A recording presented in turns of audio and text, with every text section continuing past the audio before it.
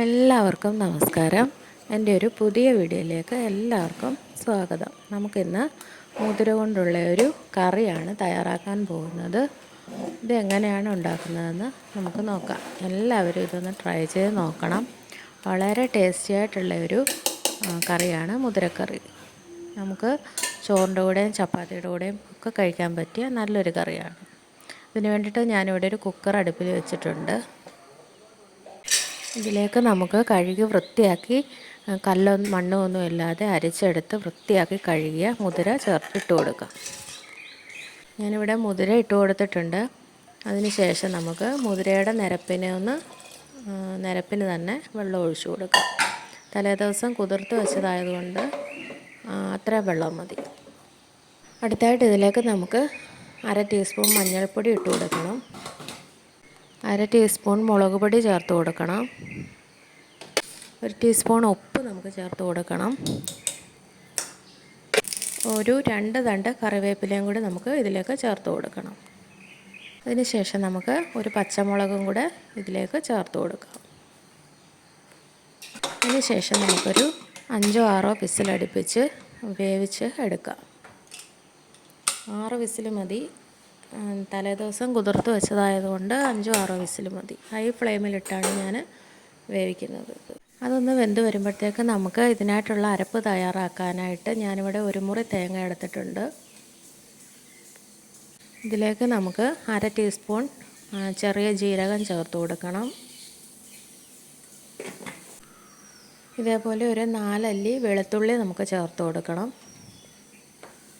അതിന് ശേഷം ഇതേപോലെ ഒരു ടീസ്പൂണോളം കുരുമുളക് ഞാൻ ഇതിലേക്ക് ചേർത്ത് കൊടുക്കുന്നുണ്ട്. അതിന് ശേഷം ഇതിലേക്ക് 1/2 ടീസ്പൂൺ മുളക് പൊടി ചേർത്ത് കൊടുക്കണം. അതിന് ശേഷം അരപ്പിനാവശ്യമായിട്ടുള്ള മഞ്ഞൾപ്പൊടി ഒരു 1/4 ടീസ്പൂണോളം ചേർത്ത് കൊടുത്താൽ മതിയാകും. അതിന് ശേഷം നമുക്കൊരു ചെറിയ ഉള്ളിയാണെങ്കിൽ ഒരു 5 ചെറിയ ഉള്ളി എടുക്കണം. സവാളയാണെങ്കിൽ ചെറിയൊരു സവാള 4ആയിട്ട് മുറിച്ചിട്ടാണ് ഞാൻ ഇട്ട് കൊടുത്തിട്ടുള്ളത്. അതിന് ശേഷം ഇതേപോലെ 2 തണ്ട് കറിവേപ്പിലയും കൂടെ നമുക്ക് അരയ്ക്കുന്നതിനകത്ത് കൂടെ ചേർത്ത് കൊടുക്കാം.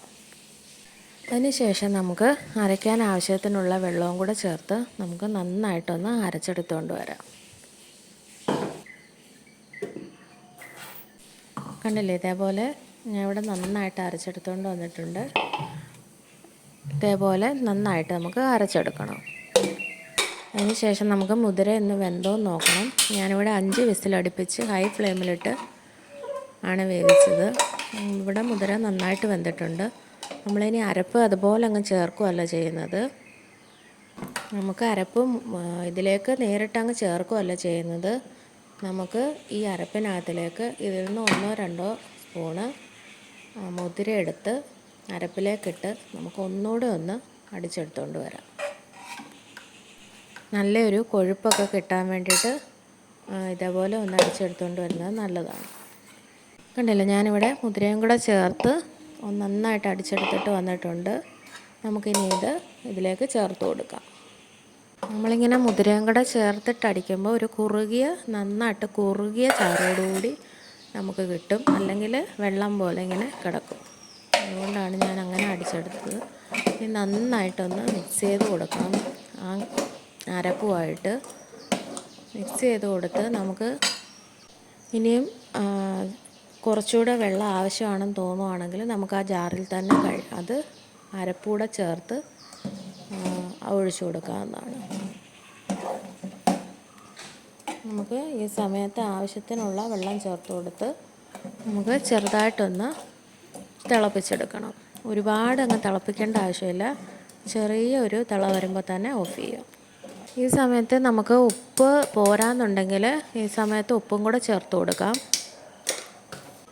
അതിന് ശേഷം നമുക്ക് ഇതിന് വേണ്ടിയിട്ട് കടുക് താളിക്കാനായിട്ടുള്ളത് വേറൊരു പാൻ വെച്ച് കൊടുത്തിട്ടുണ്ട്. അതിലേക്ക് നമുക്ക് വെളിച്ചെണ്ണ ഒഴിച്ചു കൊടുക്കണം. അതിന് ശേഷം നമുക്ക് കടുക് ഇട്ട് കൊടുക്കാം.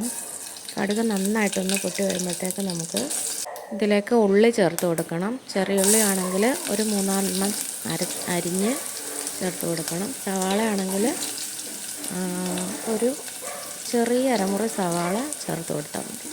അതിന് ശേഷം നമുക്ക് വറ്റൽമുളക് ഇട്ട് കൊടുക്കണം. വറ്റൽമുളക് ഞാനിവിടെ ചെറുതായിട്ട് മുറിച്ചാണ് ഇട്ട് കൊടുത്തിട്ടുള്ളത്. അതിന് ശേഷം നമുക്ക് ഇതിലേക്ക് 1 ടീസ്പൂൺ മഞ്ഞൾപ്പൊടി ചേർത്ത് കൊടുക്കണം. 1 ടീസ്പൂൺ മുളക് പൊടി ചേർത്ത് കൊടുക്കണം. അതിന് ശേഷം നമുക്ക് ഇതിലേക്ക് 1 ടീസ്പൂൺ മല്ലിപ്പൊടി ചേർത്ത് കൊടുക്കണം. 1 ടീസ്പൂൺ ജീരകപ്പൊടി ചേർത്ത് കൊടുക്കണം. 1 ടീസ്പൂൺ അതിനുശേഷം നമുക്കൊരു 2 തണ്ട് കറിവേപ്പിലയും കൂടെ ചേർത്ത് കൊടുക്കാം. ഉള്ളി നന്നായിട്ടൊന്ന് മൂത്ത് വരുമ്പോഴത്തേക്ക് നമുക്ക് ഇത് മാറ്റി കറിയിലേക്ക് ചേർത്ത് കൊടുക്കാം. എല്ലാവരും ഇതൊന്ന് ട്രൈ ചെയ്ത് നോക്കണം. പെട്ടെന്ന് വെക്കാൻ പറ്റുന്ന ഒരു കറിയാണ്. സ്കൂളിലൊക്കെ കൊണ്ടുപോകാൻ ലഞ്ച് ബോക്സിൻ്റെ കൂടെ വെക്കാൻ പറ്റിയ നല്ലൊരു കറിയാണ്. എല്ലാവർക്കും ഇഷ്ടപ്പെടുകയാണെങ്കിൽ ഇതൊന്ന് സബ്സ്ക്രൈബ് ചെയ്യണം, സപ്പോർട്ട് ചെയ്യണം.